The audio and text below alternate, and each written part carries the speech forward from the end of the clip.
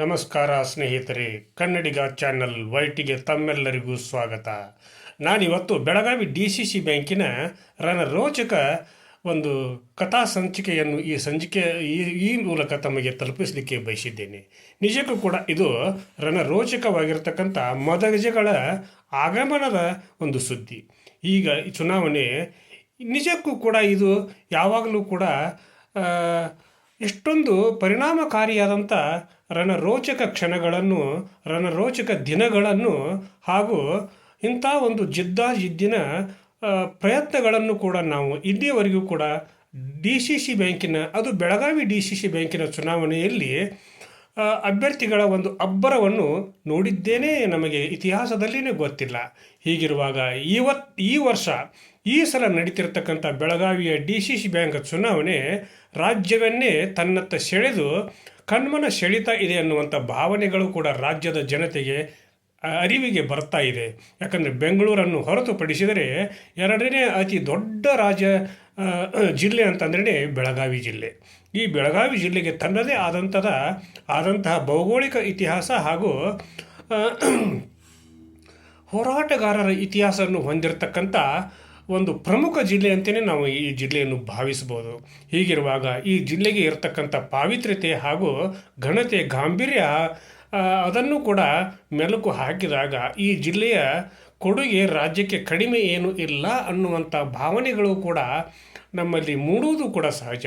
ಹೀಗಿರುವಾಗ ಈ ಜಿಲ್ಲೆಯಲ್ಲಿ ನಡೀತಿರತಕ್ಕಂಥ ಚುನಾವಣೆಗಳಲ್ಲಿ ಎಷ್ಟೊಂದು ತುರುಷಿನ ಪೈಪೋಟಿ ಇರ್ತೈತಿ, ಎಷ್ಟೊಂದು ಆತ್ಮೀಯ ಸೌಜನ್ಯತೆ ಇರ್ತೈತಿ.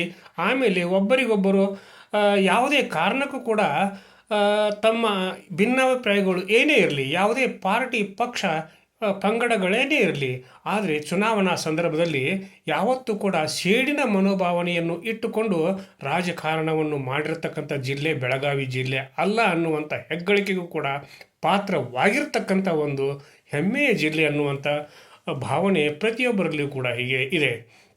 ಹೀಗಿರುವಾಗ ಈ ಸಲ DCC ಬ್ಯಾಂಕಿನ, ಅಂದರೆ ಬೆಳಗಾವಿ ಜಿಲ್ಲೆಯ DCC ಬ್ಯಾಂಕಿನ ಚುನಾವಣೆ ಅವೆಲ್ಲವುಗಳನ್ನು ಕೂಡ ಮೀರಿ ನಡೀತಿರುವ ಸಂಭವಗಳು ಕೂಡ ಕಂಡು ಬರ್ತಾ ಇದ್ದರೂ ಕೂಡ ಈ ಚುನಾವಣೆಯು ಕೂಡ ಮೊದಲಿನ ಎಲ್ಲ ಹಂತಗಳ ಚುನಾವಣೆಯಂತೆಯೇ ಒಂದು ನಿರ್ಣಾಯಕ ಹಂತಕ್ಕೆ ಹೋಗಿ ಅದು ತನ್ನ ಪಾವಿತ್ರ್ಯತೆಯನ್ನು ಉಳಿಸಿಕೊಳ್ಳುತ್ತದೆ ಎನ್ನುವಂಥ ಭಾವನೆಗಳು ಕೂಡ ಪ್ರಜ್ಞಾವಂತರಲ್ಲಿ, ಬುದ್ಧಿವಂತರಲ್ಲಿ, ಹಿತಚಿಂತಕರಲ್ಲಿ, ಚಿಂತನ ಚಾವಡಿಗಳಲ್ಲಿ ಚರ್ಚೆ ಆಗ್ತಿರ್ತಕ್ಕಂಥ ಒಂದು ಸನ್ನಿವೇಶ. ಹೀಗಿರುವಾಗ ಈ ಚುನಾವಣೆಯನ್ನು ಯಾವುದೇ ಕಾರಣಕ್ಕೂ ಕೂಡ ಯಾವುದೇ ಒಂದು ಇದರಲ್ಲಿ ರಾಜಕೀಯ ಪಕ್ಷ ಬರೋದಿಲ್ಲ. ರಾಜಕೀಯ ಪಕ್ಷಗಳ ಒಂದು ಪಾತ್ರವೇ ಇದರಲ್ಲಿ ಇಲ್ಲ ಅಂತಲೇ ಹೇಳ್ಬೋದು. ಹೀಗಿರುವಾಗ ಇಲ್ಲಿ ಚುನಾವಣೆಗೆ ಸ್ಪರ್ಧಿಸಿರ್ತಕ್ಕಂಥ ಅಭ್ಯರ್ಥಿಗಳು ಮತ್ತು ಅವರ ಮುಖಂಡರೆನಿಸಿಕೊಂಡವರೆಲ್ಲರಿಗೂ ಕೂಡ ನಾನು ಕನ್ನಡಿಗ ಚಾನಲ್ YTಯ ಮೂಲಕ ವಿನಂತಿ ಮಾಡಿಕೊಳ್ಳೋದೇನೆಂದರೆ, ಹಗೆತನವನ್ನು ಯಾರೂ ಕೂಡ ಸಾಧಿಸಬೇಡಿ. ಜೊತೆಗೆ ಎಲ್ಲರನ್ನೂ ಕೂಡ ವಿಶ್ವಾಸಕ್ಕೆ ತೆಗೆದುಕೊಂಡು ಹೋಗುವಂಥ ನಾಯಕರು ನಮ್ಮ ಬೆಳಗಾವಿ ಜಿಲ್ಲೆಯ ಎರಡೂ ಕಡೆ, ಜಾರಕಿಹೊಳಿ ಕುಟುಂಬದ ಸಹೋದರರ ಕಡೆಯೂ ಇದ್ದಾರೆ, ಅವರ ವಿರೋಧಿಗಳ ಬಣದ ಕಡೆಯೂ ಕೂಡ ಇರತಕ್ಕಂಥದ್ದನ್ನು ವಾಸ್ತವ. ಹೀಗಿರುವಾಗ ನೀವಿಬ್ಬರೂ ಕೂಡ ಪರಿಪೂರ್ಣರಾಗಿರ್ತಕ್ಕಂಥ ಹಾಗೂ ಒಂದು ಹಂತದಲ್ಲಿ ರಾಜ್ಯವನ್ನೇ ಆಳಬಲ್ಲಂಥ ನಾಯಕರೆನಿಸಿಕೊಂಡವರು. ಹೀಗಿರುವಾಗ ಈ ಒಂದು ಚುನಾವಣೆಯಲ್ಲಿ ನಿಮ್ಮ ಒಂದು ಆ ಪಾತ್ರವನ್ನು ಇಡೀ ರಾಜ್ಯವೇ ನೋಡ್ತಾ ಇರೋದು ಕೂಡ ಸತ್ಯ. ಹೀಗಿರುವಾಗ ಈ ಒಂದು ಹಂತದಲ್ಲಿ ನಾವು ಸತೀಶ್ ಜಾರಕಿಹೊಳಿಯವರ ಸಹೋದರರು ಹಾಗೂ ಸತೀಶ್ ಜಾರಕಿಹೊಳಿಯವರ ಸಹೋದರರ ಪ್ಯಾನೆಲ್ನಲ್ಲಿ ಇರತಕ್ಕಂಥ ಮುಖಂಡರಾಗಿರ್ತಕ್ಕಂಥ ಅರಭಾವಿ ಕ್ಷೇತ್ರದ ಶಾಸಕರಾಗಿರ್ತಕ್ಕಂಥ ಬಾಲಚಂದ್ರ ಜಾರಕಿಹೊಳಿಯವರ ಒಂದು ಮಾತಿನ ಶೈಲಿಯನ್ನು ನಾವು ಅವರ ರಾಜಕೀಯ ಜೀವನದುದ್ದಕ್ಕೂ ಕೂಡ ಗಮನಿಸಿದಾಗ ಎಂಥ ಒಂದು ಪ್ರಬುದ್ಧತೆಯನ್ನು ಮೆರಿತಾ ಇರತಕ್ಕಂಥ ಒಂದು ನಾಯಕ ಅನ್ನುವಂಥದ್ದು ಕೂಡ ನಮಗೆ ಕಂಡು ಬರ್ತಾ ಇರೋದು ಕೂಡ ಸತ್ಯ. ಹೀಗಿರುವಾಗ ಅವರ ವಿರೋಧಿ ಪಾಳೆಯದಲ್ಲಿಯೂ ಕೂಡ ಅಂಥದೇ ಒಂದು ಮನಸ್ಥಿತಿಯಲ್ಲಿ ಇರತಕ್ಕಂಥ ನಾಯಕರು ಕೂಡ ಇದ್ದಾರೆ. ನೀವೆಲ್ಲರೂ ಕೂಡ ಈ ಒಂದು ಚುನಾವಣೆಯಲ್ಲಿ ಯಾವುದೇ ಕಾರಣಕ್ಕೂ ಕೂಡ ಮನಸ್ತಾಪಗಳನ್ನು ಮಾಡಿಕೊಳ್ಳಬಾರದು. ಹಾಗೂ ಆ ಮನಸ್ತಾಪದಿಂದ ಮುಂದಿನ ನಿಮ್ಮ ರಾಜಕೀಯ ಜೀವನಕ್ಕೂ ಕೂಡ ಒಂದು ಪೆಟ್ಟನ್ನು ಹಚ್ಚಿಕೊಳ್ಳುವಂಥ ಕೆಲಸ ಕಾರ್ಯಗಳನ್ನು ಮಾಡಬಾರ್ದು ಅನ್ನುವಂಥ ಭಾವನೆಯನ್ನು ಕೂಡ ಕನ್ನಡಿಗ ಚಾನಲ್ YT ಮೂಲಕ ಕಳಕಳಿಯ ವಿನಂತಿಯನ್ನು ಕೂಡ ಈ ಸಂದರ್ಭದಲ್ಲಿ ನಾನು ಮಾಡಿಕೊಳ್ತೇನೆ. ಹೀಗಿರುವಾಗ ಈಗ ನಾಮಪತ್ರಗಳ ಭರಾಟೆ ಜೋರಾಗಿ ನಡೀತಾ ಇದೆ. ಹೀಗಿರುವಾಗ ಇಲ್ಲಿಯವರೆಗೆ ನಡೆದಿರ್ತಕ್ಕಂಥ ನಾಮಪತ್ರಗಳ ಒಂದು ಫಲಶ್ರುತಿಯನ್ನು ಕೂಡ ಈ ಸಂಚಿಕೆಯ ಮೂಲಕ ನಾನು ಬಿಚ್ಚಿಡಲು ಬಯಸಿದ್ದೇನೆ. ಕನ್ನಡಿಗ ಚಾನಲ್ YT ವೀಕ್ಷಕರಿಗೆ ತಲುಪಿಸಲಿಕ್ಕೆ ಬಯಸಿದ್ದೇನೆ. ಮೊದಲನೆಯದಾಗಿ ಜಾರಕಿಹೊಳಿ ಬಣದಿಂದ 13 ಜನ ಅಭ್ಯರ್ಥಿಗಳ ನಾಮಪತ್ರಗಳನ್ನು ಕೂಡ ಈಗ ಸಲ್ಲಿಸಲಾಗಿದೆ. ಅವರೆಲ್ಲರೂ ಕೂಡ ಈಗ ಚುನಾವಣಾ ಕಣದಲ್ಲಿ ಇದ್ದಾರೆ ಅನ್ನುವಂಥ ವಿಚಾರ. ಜೊತೆಗೆ ರಮೇಶ್ ಕತ್ತಿಯವರ ಒಂದು ಪ್ಯಾನಲನ್ನು ನಾವು ನೋಡಿದಾಗ ಆ ಪ್ಯಾನಲ್ ಅನ್ನೋದು ಇಲ್ಲ. ಅವರು ಒಬ್ಬರೇ ನಾಮಪತ್ರವನ್ನು ಸಲ್ಲಿಸಿದ್ದಾರೆ. ಜೊತೆಗೆ ತನ್ನೆಲ್ಲ ಮತದಾರರನ್ನು ಕೂಡ ಬೆಳಗಾವಿಯ DCC ಬ್ಯಾಂಕನ್ನು ತೋರಿಸಲಿಕ್ಕೆ ಕರೆದುಕೊಂಡು ಬಂದು ತೋರಿಸ್ತಾ ಇದ್ದೇನೆ ಅನ್ನುವಂಥ ಮಾತನ್ನು ಹೇಳಿದರೂ ಕೂಡ ಅವರು ಕೂಡ ಈ ಸಲ ಅವರ ಆಯ್ಕೆ ಬಹುತೇಕ ಖಚಿತವಾಗಿದ್ದೇನೆ ಅಂತಲೇ ಭಾವಿಸ್ಬೋದು. ಜೊತೆಗೆ ಜಾರಕಿಹೊಳಿ ಸಹೋದರರ ಬಣದಲ್ಲಿ ಇರತಕ್ಕಂಥ ಬಹುತೇಕ ಅಭ್ಯರ್ಥಿಗಳು ಕೂಡ ಘಟಾನುಘಟಿ ನಾಯಕರೇ. ಅದರಲ್ಲಿ ಮೊದಲನೇದಾಗಿ ಕಿತ್ತೂರು ಶಾಸಕರಾಗಿರ್ತಕ್ಕಂಥ ಬಾಬಾ ಸಾಹೇಬ್ ಪಾಟೀಲ್ರ ಸಹೋದರರು ಕೂಡ ಅವರು ಕೂಡ ಒಂದು ಪ್ರತಿಷ್ಠಿತ ಕುಟುಂಬದಿಂದ ಸ್ಪರ್ಧಿಸ್ತಕ್ಕಂಥವರು. ಜೊತೆಗೆ ಅವರ ಸಹೋದರರ ಅಂದರೆ ಬಾಬಾ ಸಾಹೇಬ್ ಪಾಟೀಲ್ ಕೂಡ ಸದ್ಯದ ಮಟ್ಟಿಗೆ ಅವರು ಕಿತ್ತೂರಿನ ಶಾಸಕರಾಗಿಯೂ ಕೂಡ ಕಾರ್ಯನಿರ್ವಹಿಸ್ತಾ ಇರತಕ್ಕಂಥವರು. ಜೊತೆಗೆ ಅವರ ವಿರೋಧಿ ಬಣದಲ್ಲಿ ಗುರುತಿಸಿಕೊಂಡಿರ್ತಕ್ಕಂಥ ಇನಾಮದಾರ್ ಅವರ ಸುಪುತ್ರರು ಕೂಡ ಕಣದಲ್ಲಿ ಇದ್ದಾರೆ ಅನ್ನುವಂಥ ಭಾವನೆಗಳು ಉಂಟಾಗ್ತಾ ಇದ್ದರೂ ಕೂಡ ಈ ಒಂದು ಜಿದ್ದಾಜಿದ್ದಿನ ಹಣಾಹಣಿಯಲ್ಲಿ ಇನಾಮದಾರ್ ಪುತ್ರರಿಗೋ ಅಥವಾ ಬಾಬಾ ಸಾಹೇಬ್ ಪಾಟೀಲರ ಸಹೋದರರಿಗೋ ಮತವನ್ನು ನೀಡಬೇಕೆಂಬ ಗೊಂದಲದಲ್ಲಿ ಕಿತ್ತೂರಿನ ಮತದಾರರು ಇದ್ದಾರೆ ಅನ್ನುವಂಥ ಭಾವನೆಗಳು ಕಂಡು ಬರ್ತಾ ಇದ್ದರೂ ಕೂಡ ಅದನ್ನು ನಾನು ಮುಂದಿನ ಸಂಚಿಕೆಯಲ್ಲಿ ಸ್ಪಷ್ಟವಾಗಿ ಹೇಳ್ತೀನಿ, ಇವರೇ ಆರಿಸಿ ಬರ್ತಾರೆ ಅಂತ. ಇನ್ನು ಬೈಲಹೊಂಗಲ ಮತಕ್ಷೇತ್ರದಿಂದ ಜಾರಕಿಹೊಳಿ ಸಹೋದರರ ಪ್ಯಾನೆಲ್ನಿಂದ ಈಗಾಗಲೇ ಮಹಾಂತೇಶ್ ದೊಡ್ಡಗೌಡರು ಕೂಡ ಸ್ಪರ್ಧಿಸಿದ್ದಾರೆ. ಅವರು ಕೂಡ ನಾಮಪತ್ರವನ್ನು ಸಲ್ಲಿಸಿದ್ದಾರೆ. ಅವರು ಕೂಡ ಕಿತ್ತೂರಿನ ಮಾಜಿ ಶಾಸಕರಾಗಿಯೂ ಕೂಡ ಕಾರ್ಯನಿರ್ವಹಿಸಿರ್ತಕ್ಕಂಥವರು ಹಾಗೂ ಬೆಳಗಾವಿ DCC ಬ್ಯಾಂಕಿನ ಹಾಲಿ ನಿರ್ದೇಶಕರಾಗಿಯೂ ಕೂಡ ಸೇವೆ ಸಲ್ಲಿಸ್ತಿರ್ತಕ್ಕಂಥವರು. ಹೀಗಾಗಿ ಅವರಿಗೂ ಕೂಡ ಒಂದು ಸಹಕಾರಿ ಕ್ಷೇತ್ರದಲ್ಲಿ ಸಾಕಷ್ಟು ಅನುಭವ ಕೂಡ ಇದೆ. ಅವರು ಕೂಡ ನಾಮಪತ್ರವನ್ನು ಸಲ್ಲಿಸಿದ್ದಾರೆ. ಜನಾನುರಾಗಿಗಳು ಕೂಡ ಆಗಿರ್ತಕ್ಕಂಥವರು. ಅವರ ಒಂದು ವಿರುದ್ಧವಾಗಿ ಸ್ಪರ್ಧೆ ಮಾಡ್ತಿರ್ತಕ್ಕಂಥವರು ಡಾಕ್ಟರ್ VI ಪಾಟೀಲ್ರು ಅವರು ಕೂಡ ಮಾಜಿ ಶಾಸಕರು. ಇಬ್ಬರು ಕೂಡ ಮಾಜಿ ಶಾಸಕರಾಗಿದ್ದರೂ ಕೂಡ ಇಲ್ಲಿ ಡಾಕ್ಟರ್ VI ಪಾಟೀಲ್ರಿಗೆ ಎಲ್ಲೋ ಒಂದು ಕಡೆ ಬೆಂಬಲ ವ್ಯಕ್ತವಾಗ್ತಾ ಇದೆ ಅನ್ನುವಂಥ ಭಾವನೆಗಳು ಕೂಡ ಕಂಡು ಬರ್ತಾ ಇವೆ. ಹಾಗಿದ್ದರೂ ಕೂಡ ದೊಡ್ಡಗೌಡರು ಕೂಡ ಈ ನಿಟ್ಟಿನಲ್ಲಿ ಹಿಂದೆ ಬಿದ್ದಿಲ್ಲ ಅನ್ನುವಂಥ ಭಾವನೆಗಳು ಕೂಡ ಉಂಟಾಗ್ತಾ ಇರೋದು ಕೂಡ ಸತ್ಯ. ಈ ಒಂದು ಚುನಾವಣೆಯಲ್ಲಿ ಇವರಿಬ್ಬರ ಆಯ್ಕೆಯಲ್ಲಿ ಯಾರು ಆಯ್ಕೆ ಆಗ್ತಾರೆ ಅನ್ನೋದನ್ನು ಕೂಡ ನಾನು ಮುಂದಿನ ಸಂಚಿಕೆಗಳಲ್ಲಿ ತಿಳಿಸ್ತೀನಿ. ಇನ್ಮೇಲೆ ಸವದತ್ತಿ ಮತಕ್ಷೇತ್ರ, ಈ ಒಂದು ಸವದತ್ತಿ ಮತ್ತು ಯರಗಟ್ಟಿ ಮತಕ್ಷೇತ್ರದಲ್ಲಿ ಮಾಮನಿಯವರು ಮತ್ತು ವಿಶ್ವಾಸ್ ವೈದ್ಯರು ಅವರು ಹಾಲಿ ಶಾಸಕರು. ಮಾಮನಿಯವರು ಕೂಡ ಈ ಒಂದು ಜಾರಕಿಹೊಳಿ ಸಹೋದರರ ಪ್ಯಾನೆಲ್ನಿಂದ ಸ್ಪರ್ಧೆ ಮಾಡ್ತಾ ಇದ್ದಾರೆ. ಈ ಒಂದು ಸ್ಪರ್ಧೆಗೆ ಇಲ್ಲಿಯವರೆಗೂ ಕೂಡ ಅವರ ಪ್ರತಿಸ್ಪರ್ಧಿಯಾಗಿ ಸ್ಪರ್ಧಿಸುವಂಥ ಅಭ್ಯರ್ಥಿಗಳು ಇನ್ನೂ ಕೂಡ ಆ ಒಂದು ಹಂತದಲ್ಲಿ ಇಲ್ಲಿವರೆಗೆ ಆ ಪ್ರಯತ್ನವನ್ನೇ ಯಾರೂ ಕೂಡ ಮಾಡಿಲ್ಲ ಅಂತಲೇ ಈ ಸಂದರ್ಭದಲ್ಲಿ ನಾನು ನನಗೆ ಬಂದಿರತಕ್ಕಂಥ ಮಾಹಿತಿಗಳ ಮೂಲಕ ಸ್ಪಷ್ಟಪಡಿಸ್ತಾ ಇದ್ದೀನಿ. ಹೀಗಿರುವಾಗ ಇಲ್ಲಿ ಯಾರೂ ಕೂಡ ಸ್ಪರ್ಧೆ ಮಾಡದೇ ಇತ್ತಂತಂದರೆ ಇವರಿಬ್ಬರೇ ಮೊದಲು DCC ಬ್ಯಾಂಕಿಗೆ ಪ್ರಪ್ರಥಮವಾಗಿ ಅವಿರೋಧವಾಗಿ ಆಯ್ಕೆಯಾಗುವಂಥ ಕ್ಯಾಂಡಿಡೇಟ್ಗಳಂತಲೇ ಹೇಳ್ಬೋದು. ಇನ್ನು ರಾಮದುರ್ಗ ಮತಕ್ಷೇತ್ರದಿಂದ ಹಾಲಿ ಶಾಸಕರಾಗಿರ್ತಕ್ಕಂಥ ಅಶೋಕ್ ಪಟ್ಟಣರವರು ಕೂಡ ನಾಮಪತ್ರವನ್ನು ಸಲ್ಲಿಸಿದ್ದಾರೆ. ಮಾಜಿ ಶಾಸಕರಾಗಿರ್ತಕ್ಕಂಥ ಮಹಾದೇವಪ್ಪ ಯಾದವಾಡ್ರವರ ಸಹೋದರರಾಗಿರ್ತಕ್ಕಂಥವರು ಹಾಗೂ ಧನಲಕ್ಷ್ಮಿ ಸಹಕಾರಿ ಸಕ್ಕರೆ ಕಾರ್ಖಾನೆ ಅಧ್ಯಕ್ಷರಾಗಿರ್ತಕ್ಕಂಥ ಮಲ್ಲಣ್ಣ ಯಾದವಾಡ್ರವರು ಕೂಡ ಈಗಾಗಲೇ ನಾಮಪತ್ರವನ್ನು ಸಲ್ಲಿಸಿದ್ದಾರೆ. ಜೊತೆಗೆ ಹಾಲಿ DCC ಬ್ಯಾಂಕಿನ ನಿರ್ದೇಶಕರಾಗಿರ್ತಕ್ಕಂಥ ಶ್ರೀಕಾಂತ್ ಡವಣ್ರವರು ಕೂಡ ಸ್ಪರ್ಧಾ ಕಣದಲ್ಲಿ ಇದ್ದಾರೆ. ಅವರು ಕೂಡ ಜಾರಕಿಹೊಳಿಯವರ ಪ್ಯಾನೆಲ್ನಲ್ಲಿ ಗುರುತಿಸಿಕೊಂಡಿರ್ತಕ್ಕಂಥವ್ರು.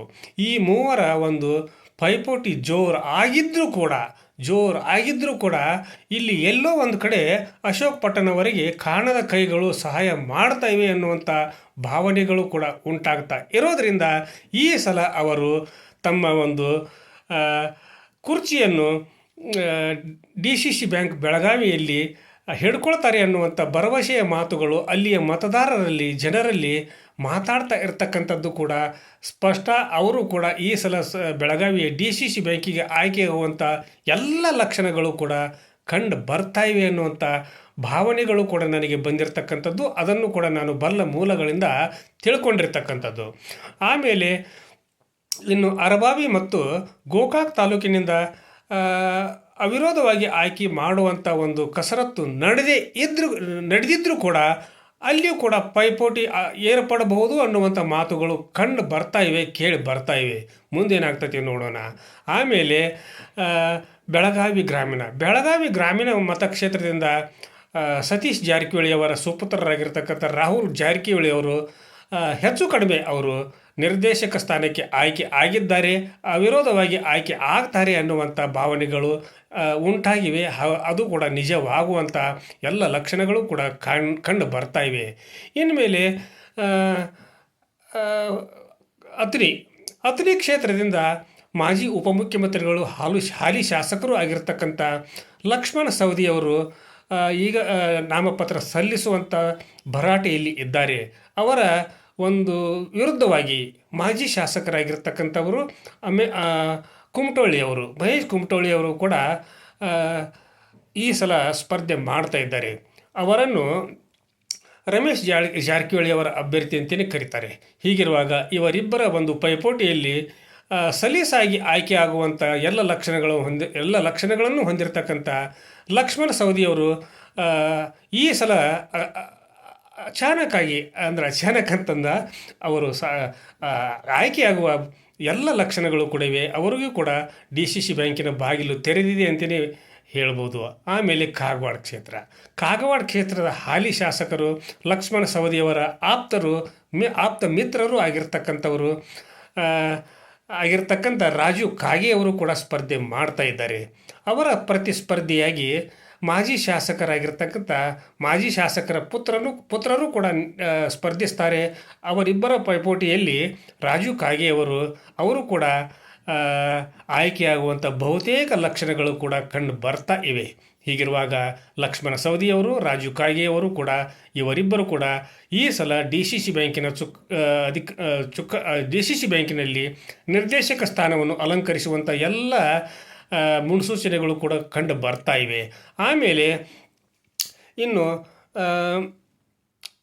ಹುಕ್ಕೇರಿ ಅಂತೂ ಹೇಳೋದೇ ಬೇಡ. ಅಲ್ಲಿ ರಮೇಶ್ ಕತ್ತಿಯವರು ಬಹುತೇಕ ಆಯ್ಕೆ ಆಗುವಂಥ ಎಲ್ಲ ಲಕ್ಷಣಗಳು ಕೂಡ ಇರೋದರಿಂದ ಅದನ್ನು ಕೂಡ ನಾವು ಅವರೇ ನಿರ್ದೇಶಕ ಸ್ಥಾನಕ್ಕೆ ಆಯ್ಕೆ ಆಗುವಂಥ ಬಹುತೇಕ ಅಭ್ಯರ್ಥಿ ಅಂತಲೇ ಈ ಸಂದರ್ಭದಲ್ಲಿ ಹೇಳ್ಬೋದು.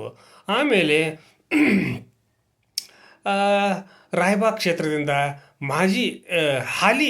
ಹಾಲಿ ಅಭ್ಯರ್ಥಿಯೇ ಮತ್ತೊಮ್ಮೆ ಆಯ್ಕೆಯಾಗುವಂಥ ಲಕ್ಷಣಗಳು ಕೂಡ ಕಂಡು ಬರ್ತಾ ಇವೆ. ಹಾಗಿದ್ದರೂ ಕೂಡ ಅಲ್ಲಿ ಸ್ವಲ್ಪ ಪೈಪೋಟಿ ನಡೆಯುವಂಥ ಲಕ್ಷಣಗಳು ಇದ್ದರೂ ಕೂಡ ಹಾಲಿ ನಿರ್ದೇಶಕರೇ ಮತ್ತೊಂದು ಸಲ ಅವಕಾಶವನ್ನು ಪಡೆಯುವಂಥ ಸ್ಪಷ್ಟ ನಿಚ್ಚಳ ಒಂದು ಮಾತು ಇದೆ.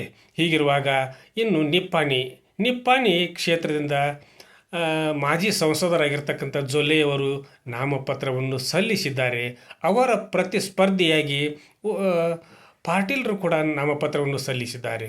ಉತ್ತಮ್ ಪಾಟೀಲ್ರು ಅವರು ಜೊಲ್ಲೆಯವರಿಗಿಂತಲೂ ಕೂಡ ಒಂದು ಆ, ಮಟ್ಟದಲ್ಲಿ ಚುನಾವಣೆ ಇಲ್ಲಿ ಗೆಲ್ಲುವಂಥ ಅಭ್ಯರ್ಥಿ ಅಂತಲೇ ಬಿಂಬಿತವಾಗ್ತಾ ಇದ್ದರೂ ಕೂಡ ಅಲ್ಲಿ ಜೊಲ್ಲೆಯವರ ಪತ್ನಿಯು ಆಗಿರೋದ್ರಿಂದ ಅಲ್ಲಿ ಇವರಿಬ್ಬರ ಮಧ್ಯೆ ತುರುಸಿನ ಪೈಪೋಟಿ ಏರ್ಪಡುವುದಂತೂ ಸತ್ಯ. ಹೀಗಿರುವಾಗ ಇವರಿಬ್ಬರಲ್ಲಿ ಯಾರೇ ಆಯ್ಕೆಯಾದರೂ ಕೂಡ ಅಲ್ಪ ಅಂತರದ ಮತಗಳಿಂದ ಆಯ್ಕೆಯಾಗುವಂಥ ಎಲ್ಲ ಲಕ್ಷಣಗಳು ಕೂಡ ಕಂಡು ಬರ್ತಾ ಇವೆ. ಇನ್ನು ಚಿಕ್ಕೋಡಿ ಕ್ಷೇತ್ರದಿಂದ ಹಾಲಿ ಶಾಸಕರಾಗಿರ್ತಕ್ಕಂಥ ಗಣೇಶ್ ಹುಕ್ಕೇರಿ ಅವರು ಸ್ಪರ್ಧೆ ಮಾಡಿದ್ದಾರೆ. ಅವರ ಪ್ರತಿಸ್ಪರ್ಧಿಯಾಗಿ ಇನ್ನೊಬ್ಬರು ಉತ್ತಮ್ ಪಾಟೀಲ್ರು, ಅವರ ಹೆಸರು ನನಗೆ ನೆನಪಾಗ್ತಾ ಇಲ್ಲ, ಅವರು ಪಾಟೀಲ್ರಿ, ಅವರು ಕೂಡ ಸ್ಪರ್ಧೆ ಮಾಡ್ತಾರೆ ಅನ್ನುವಂಥ ಮಾತುಗಳು ಕೇಳಿ ಬರ್ತಾ ಇದ್ದರೂ ಕೂಡ ಇಲ್ಲಿ ಹೆಚ್ಚು ಕಡಿಮೆ ಗಣೇಶ್ ಹುಕ್ಕೇರಿಯವರಿಗೆ ಚಾನ್ಸ್ ಹೊಡಿತಾರೆ ಅನ್ನುವಂಥ ಸ್ಪಷ್ಟವಾದ ಲಕ್ಷಣಗಳು ಕಂಡು ಬರ್ತಾ ಇವೆ. ಇನ್ನು ಬೆಳಗಾವಿ ಗ್ರಾಮೀಣ ಆಯಿತು, ಆಮೇಲೆ ನಿಪ್ಪಾಣಿನೂ ಆಯಿತು. ಈಗಾಗಲೇ ಹಾಲಿ ನಿರ್ದೇಶಕರಾಗಿರ್ತಕ್ಕಂಥ ಇನ್ನೊಬ್ಬರು ಶಾಸಕರು, ಮಾಜಿ ಶಾಸಕರು, ಆ ಒಂದು ಕ್ಷೇತ್ರದ ನೆನಪು ಆಗ್ತಾ ಇಲ್ಲ ನನಗೆ. ಅವರು ಕೂಡ ಜಾರಕಿಹೊಳಿಯವರ ಬಣದಿಂದ ಸ್ಪರ್ಧೆ ಮಾಡ್ತಾ ಇರ್ತಕ್ಕಂಥವರು.